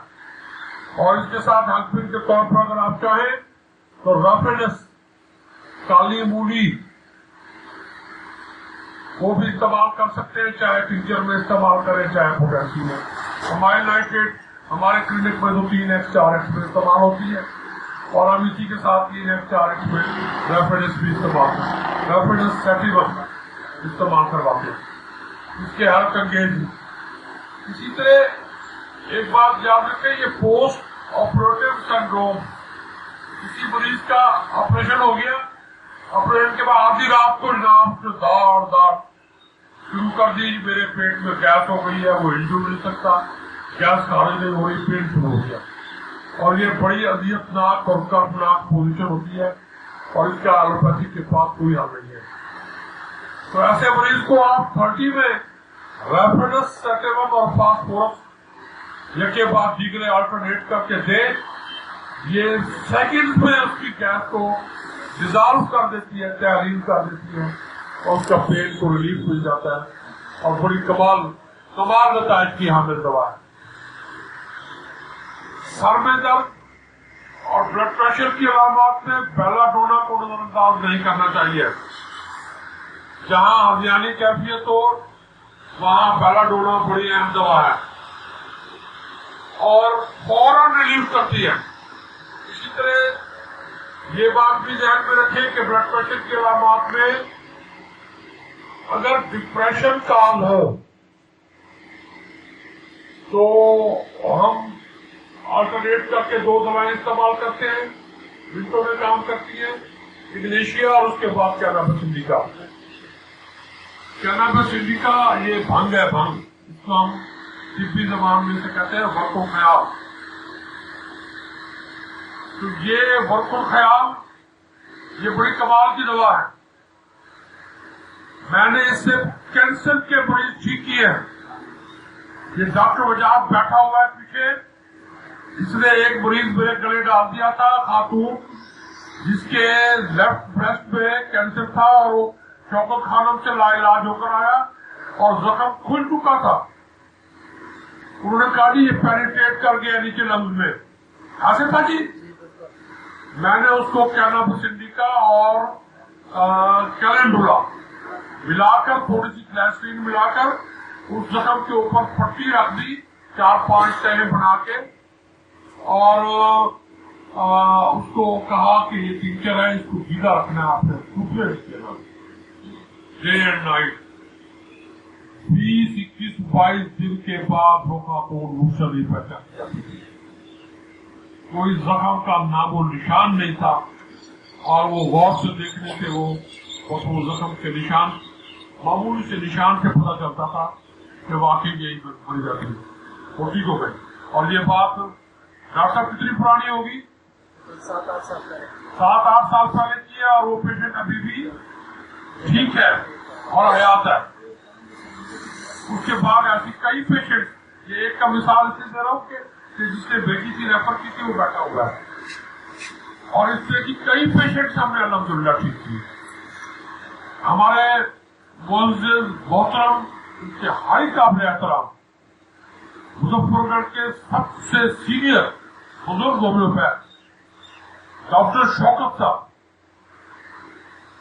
मेरी तरह वो भी डायबिटीज के मरीज हैं, डायबिटिक हैं, उनको पांव में जख्म हो गया, तो उनका एक बच्चा कहीं आर्मी में है, वो उनको उठाकर सीएमएच ले गया। उन्होंने उनकी एक छोटी उंगली वो काट दी, और उसके बाद नीचे वाली हड्डी भी काट दी, हत्या के उसको पूरी साइड उनकी काट दी पांव की। फिर उन्होंने कहा कि अब इसको काटना पड़ेगा घुटने से, आपकी टांग जाए होगी। मुझे कहा नहीं, मैंने घुटने से नहीं कटवाना, मुझे आप छुट्टी दे दें। वहां से वो मुजफ्फरगढ़ हॉस्पिटल आ गए। मुजफ्फरगढ़ हॉस्पिटल में यहाँ जो हमारे सर्जन हैं, इनके जेरे इलाज रहे। 5-7 दिनों के बाद इन्होंने भी कहा कि जनाब हमने सारे टेस्ट कर दिए हैं, ये आपकी टांग काटनी पड़ेगी। और वो पड़े, मुझे बुलवाया, मैं यहाँ से गया तो हॉस्पिटल के रूम में ही, वो प्राइवेट रूम में एडमिट थे। मैं उन्हें मिला, मैंने उनसे पूछा, सारा हाल अहवाल लिया। मैंने उन्हें कहा दवाएं मैं पेश कर सकता हूँ, शर्त ये है कि जब आप हॉस्पिटल से फारिग होकर अपने दरे दौलत पर तशरीफ ले जाएंगे तो वहां ये खिदमत हो सकती है। उसी दिन शाम को उन्होंने वहां से छुट्टी ले ली, घर आ गए। मैंने उनको कैलेंडुला और कैनाबिस इंडिका क्यूब में मिक्स करके भेजी। वो जख्म जिससे मुसलसल पानी बह रहा था और इतना ताबून था कि उनके करीब आदमी बैठ नहीं सकता था, उस पर वो डालते रहे मुसलसल। अल्लाह सोने का ऐसा करम हुआ जी कि महीने भर में महीना लग गया, जाबिर साहब महीने का खबर लग गया, तकरीबन महीने भर में वो जख्म भी हील हो गया। और वो फिर 1.5 साल 2 साल हो गए, वो अपने क्लिनिक पर रेलवे रोड पर बैठते हैं, प्रैक्टिस भी करते हैं, और ठीक है, उन्हें कोई प्रॉब्लम नहीं है। और झोलियां उठा के वो बददुआएं करते हैं उन लोगों को जिन्होंने उनकी वो एक उंगली और वो साइड काट दी। बड़े काबिल और बहुत बड़े होम्योपैथ हैं, उनका नाम जो है हमारे यहाँ मुजफ्फरगढ़ में बड़े एहतराम से दिया जाता है, बहुत काबिल आदमी। तो ये आप याद रखें हमेशा, कैनाबिस इंडिका का टिंचर और कैलेंडुला, ये शुगर के मरीजों के ऐसे जख्म जो भरने में नहीं आते, और कैंसर के ऐसे जख्म जो भरने में नहीं आते, उनमें ये जादू असरत भी आते हैं। ये बता तो रहा हूँ भी नाम कैलेंडुला और कैनाबिस इंडिका, मदर टिंचर्स में। इसके बाद हेडेक के अक्सर पेशेंट आते हैं, सर दर्द है और ठीक नहीं हो रहा जी, हम लाहौर तक हुआ है, कई प्रोफेसरों के पास घूम फिर आए। इस तरह के पीसीओ मरीज, मैं सैकड़ों तो नहीं कहता, वैसे अगर सैकड़ों भी क्या दूं तो गनी खान को तस्दीक करनी चाहिए मेरी बात की। पीसीओ मरीज मैंने ऐसे सेकंडों मिनटों में ठीक किया। होता ये है, पेशेंट क्रॉनिक साइनोसाइटिस का शिकार होता है। साइनोसाइटिस जब क्रॉनिक हो जाता है तो उसकी अलामात हो जाती है, उसकी नाक बंद होने की अलामात डिसअपियर हो जाती है और हेडेक की अलामात जो है वो गालिब आ जाती है और उसको फिर ये माइग्रेन बनाकर उसको नशे की दवाओं पर लगा देते हैं। कालीबाई क्रोबिकम ये मिनटों में काम करने वाली दवाई है। कालीबाई क्रोबिकम नोट कर लीजिए, लिख लीजिए। इसके इस्तेमाल से उसका नाक पर सर दर्द खत्म हो जाएगा, बैक स्टेप पर आ जाएगा, हियरिंग लॉस क्योर, उसका नाक बंद होना शुरू हो जाएगा, अलामात नाक की तरफ लौट आएगी। अब जब नाक की तरफ लौट आएगी तो आप कालीबाई क्रोबिकम उसको देते रहे, उसके साथ साथ अलामात देखें। अमूमन फास्फोरस की अलामात पैदा होती है तो तीसरे चौथे रोज आप उसको बेशक फास्फोरस साथ डालें। 30 में मेरे यहाँ 30 में मुस्ताबिल है, आप अपनी मर्जी से चाहे तो 200 में ले सकते हैं, 1000 में ले सकते हैं। कालीबाई क्रोबिकम और फास्फोरस। माइग्रेन वाकी माइग्रेन होता है, सुबह सुबह शुरू होता है, हीट से बढ़ता है, चूल्हे पर काम करने से बढ़ता है, गर्मी में घूमने से बढ़ता है। फास्फोरस और इसके साथ हेल्पिंग है इसकी उछलियाबाद, फॉल कॉपर दर्द को कम कर देती है। और एक नुक्ते की बात बड़ी काम की, माइग्रेन का मरीज किसी तरीके से उसका दर्द ठीक नहीं हो रहा, किसी भी तरीके से।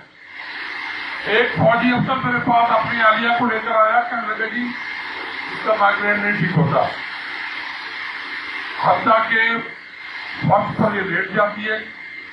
मैं अपने फौजी भूख की हील इसके सैंपल पर रखकर उसको मैं दबाता हूं पूरा जोर देकर और इसके सर की हड्डियों से कड़कड़ाहट की आवाज आती है तो इसको चंद मिनटों के लिए कुछ रिलीफ मिलता है और किसी चीज से रिलीफ नहीं मिलता।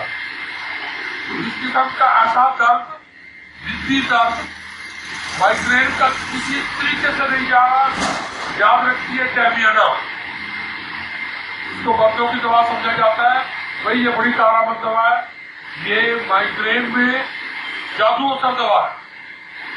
मदर टिंचर के 3 कतरे खिला दीजिए और ये 10 सेकंड में दर्द कम होना शुरू हो जाता है, 1 मिनट 2 मिनट में सब दर्द कम हो जाता है। सर से नीचे आते हैं, आंखों में दर्द, आंखों के ढेलों में दर्द, ये आंखों के ढेलों में अगर किसी किस्म का फर्म आ जाए और दर्द भी शदीद हो, मैं छोटा सा आपको वाकया सुनाता हूँ। मेरी एक चची थी, वफात पा गई, अल्लाह उनको मलिक रहमत फरमाए। उनके 2 बेटे मेरे बहनोई हुई है, उसका बड़ा बेटा भी मेरा बहनोई है और उनका बजला बेटा भी मेरा बहनोई है, मेरी 2 उनकी जान में है। तो रात को 2-2:30 बजे करीब मेरे वो बड़े बहनोई जो है वो आए, कहने लगे जी अम्मा को आंख में दर्द है और वो तड़प रही है माइए पे आपकी तरह। मैंने उसको रात को 2 बजे 3 4 साशे बना के दिए शुगर ऑफ मिल्क में 30 में एफएम के ड्राफ्ट डालकर। उनका एक मुझे अभी खिला दो, आप नल पे तो आधे घंटे बाद एक और खिला देना, फिर एक सुबह खिला देना। तो पूजा लेकर गए, उनका अम्मा मुंह खोल, अम्मा ने जबान पा के काली मुंह खोला, उन्हें पूजा जबान पर रखी। थोड़ी देर कम सेकंड गुजरे तो वो उनका नाम है मेरा रफीक साहब उनका रफीक बात सुनो, ये देखना मेरी जबान पर दवा पड़ी है। उन्होंने कहा हाँ अम्मा दवा तेरी जबान पर है, तू पूछ ले। उसने कहा नहीं, ये दर्द में रुक गया, तो बात तो समझ, ये जो तेरा साला है ना, ये जादूगर है, दवा शवा नहीं है, ये जादू है, ये जादूगर है। और 12-13 साल गुजर रही, मां उनको समझाता रहा, अम्मा ये जादू नहीं है, दवा है। मरते दम तक उसने इस बात का यकीन नहीं किया, शक्ति नहीं है जादू। दवा तो मेरी जबान पर पड़ी थी, दर्द कैसे रुक गया?